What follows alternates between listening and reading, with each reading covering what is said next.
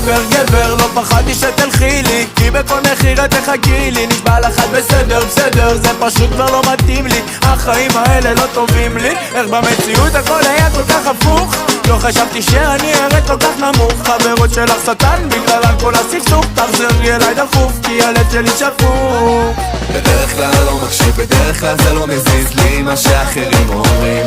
פרצות שמועות בעיר מאנשים שאני לא מכיר, אבל אתמול זה בא מכמה חברים. אמרו לי שראו אותך באיזו מסיבה בחיפה, בשעות הקטנות של הלילה איתו יושבת לידו, ואמרו לי שהוא לוחש לך כל מיני דברים ברוסן, מעל הצוואר שלו סימן של אודם ורוד.